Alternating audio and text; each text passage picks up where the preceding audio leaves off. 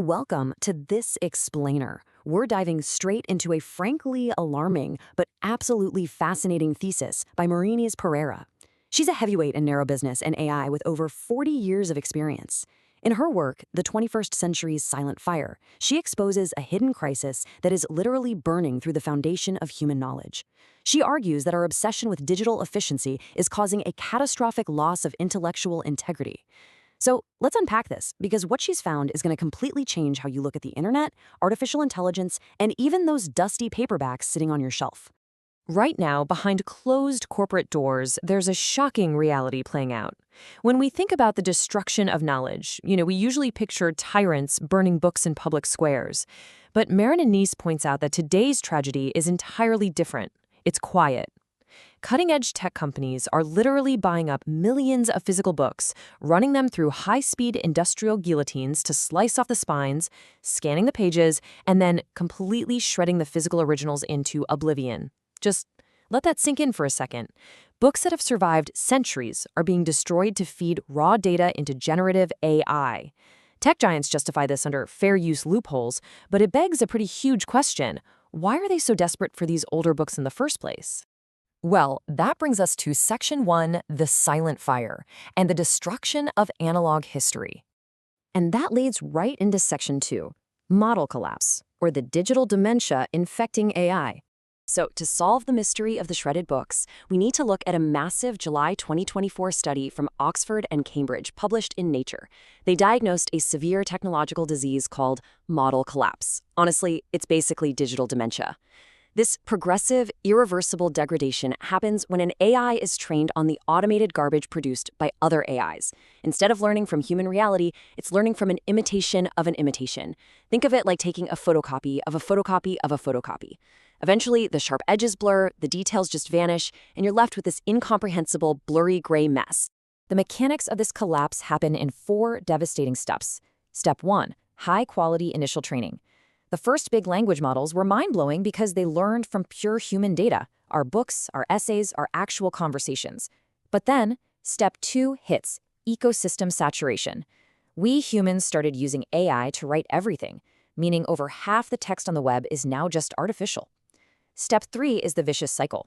Tech companies send out web scrapers to train their next-gen AI, and those scrapers accidentally suck up all this unverified AI noise. Finally, step 4. An irreversible loss of reasoning. The AI forgets rare words, its logic falls apart, and it descends into total mediocrity. Once a model hits this stage, it's game over for that lineage. The damage is permanent. And that is exactly why companies are desperately shredding pre-2022 books. They need a pure, unpolluted source of human thought before the internet got flooded with AI garbage. Now on to Section 3, copyists versus curators, and the human behavior actually driving this collapse. Because Marines Pereira makes a really crucial point here. This isn't just a technical glitch, it's a human laziness problem. Through a fascinating interview she actually conducted with the Gemini AI, she outlined a stark contrast in how we behave. On one side, you've got the copyist. This is someone who relies entirely on raw prompts, has no prior knowledge of the subject, skips all the fact-checking, and basically just copies, pastes, and pollutes the web with informational noise. On the flip side is the curator. The curator comes in with prior knowledge, they structure their own inquiry, they rigorously validate the AI's data, and they inject their own real-world human experience into the result. The curator protects our digital ecosystem, while the copyist is actively destroying it. And here's the thing, this lazy copyist behavior has massive real-world consequences, especially depending on where you live. Sure, the massive English-speaking web has a huge historical buffer of validated scientific data. But regional ecosystems? They are incredibly vulnerable. Take the Brazilian digital space, for instance.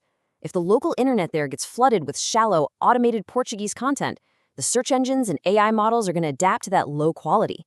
It creates this immediate risk of institutionalized mediocrity. You're literally degrading the information entire populations rely on for absolutely crucial things like health, finance, and then the law. Which brings us to Section 4, History Repeats Itself, and the tragedy of erasing original memory. We have to zoom out here, because this terrifying loss of primary sources isn't actually new. Humanity has this really dark habit of repeatedly erasing our own intellectual heritage. Ironically, back in 612 BC, a fire at Nineveh inadvertently baked and actually saved 30,000 clay tablets for millennia. but usually, fire is the end. In 213 BC, Emperor Qin Shi Huang burned books to consolidate ideological power. In 1193, the legendary 9-story library of Nalanda University was torched.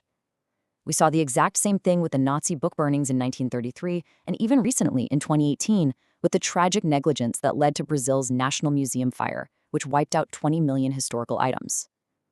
Whether it's tyranny, war, or just sheer negligence, the destruction of physical archives has always forced humanity to try and piece our history back together from whatever scraps happened to survive. But today's silent fire, it's terrifying in a completely brand new way. When historical libraries burned, the knowledge turned to ash. It was just gone.